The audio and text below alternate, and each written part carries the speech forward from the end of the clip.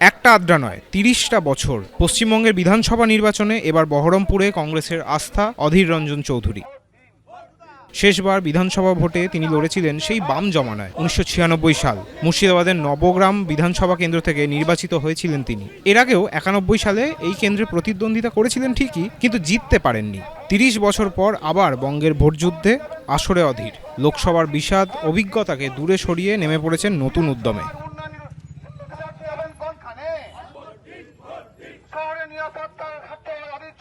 মঙ্গলবার সকালে বহরমপুর স্বর্ণময়ী এলাকায় পায়ে হেঁটে ভোট প্রচারে নামলেন প্রাক্তন প্রদেশ কংগ্রেস সভাপতি। এরপর ভাকুড়ি ১ নম্বর পঞ্চায়েতের নির্বাচনী কার্যালয়ের উদ্বোধন করেন তিনি। সেখানে সাংবাদিকদের মুখোমুখি হয়ে অধীর চৌধুরী বললেন, ভোটে দাঁড়িয়েছি, ভোটারদের কাছে ভোট চাওয়া তো আমার অধিকার। কি বলো, ভোটে দাঁড়িয়েছি, প্রচার করবো না? এটা আমাদের পরিচিত এলাকা, আমার পাড়া, এগুলো এখানে আমি জন্মেছি, বড় হয়েছি।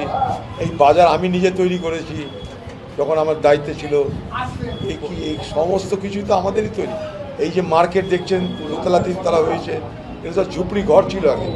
এগুলোকে ভেঙে আমরা দোতলা তিনতলা করি। তখন মানুষের কাছে আমরা সামান্য পয়সা নিয়ে করেছিলাম, ২০,০০০ ২৫,০০০ টাকা নিয়ে করেছিলাম। এখন এগুলো ২০,২৫,০০০ টাকা করে দাম।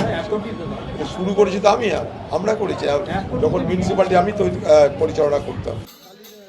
একজন ধরেছেন ব্যাট, একজনের পায়ে ফুটবল। ভোট প্রচারে চমক ব্যারাকপুরের দুই ঘরের ছেলের। একদিকে তৃণমূল প্রার্থী রাজ চক্রবর্তী, অন্যদিকে বিজেপি প্রার্থী কৌস্তব বাগচি।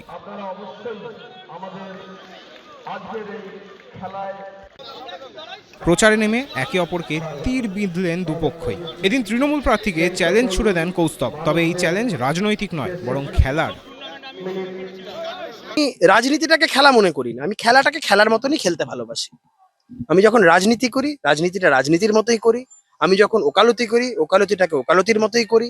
কোনো কিছুকে কোনো কিছুর সাথে মেশাই না। আমি প্রফেশনটাকে, আমার রাজনীতিটাকে প্রফেশনের জন্য সেটাকে একটা স্টেপিং স্টোন হিসেবে ব্যবহার করি না। আচ্ছা, কৌস্তবের চ্যালেঞ্জ কি গ্রহণ করবেন রাজ? না না, ভোটের দিন আমরা খেলবো না। আমরা যা খেলার আগে খেলে নিচ্ছি, ঠিক আছে? ভোটের দিনকে জাস্ট গোল করার পালা, ও রান করা। আচ্ছা, ওভার বাউন্ডারি। ব্যারাকপুরে কে ভালো খেলবে এই নিয়ে যখন তুঙ্গে তরজা, সেই সময় উত্তরপাড়ায় ৭ সকালে প্রচারে নামলেন সিপিএম প্রার্থী মীনাক্ষী মুখোপাধ্যায়। হিনমোটর কারখানার ক্যান্টিন মাঠে প্রচার করলেন তিনি। কথা বললেন প্রাতঃভ্রমণকারীদের সঙ্গেও।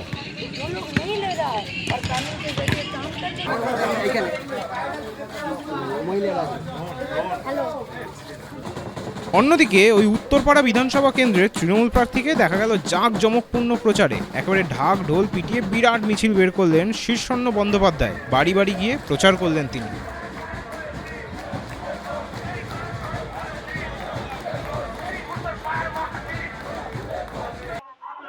পান্ডুয়া বিধানসভা কেন্দ্রে আবার প্রচারের মাঝে দেখা গেল সৌজন্যের ছবি। মুখোমুখি হতেই হাত মেলালেন দুই প্রতিপক্ষ।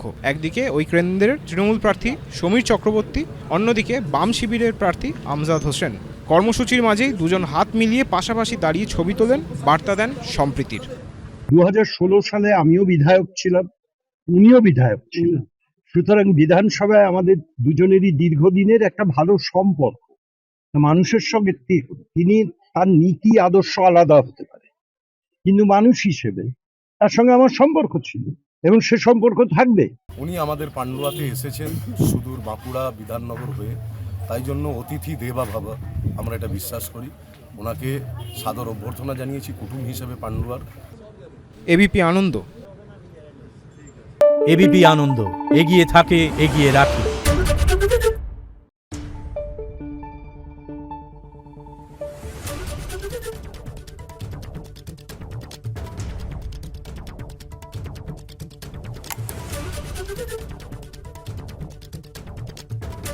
Thank you.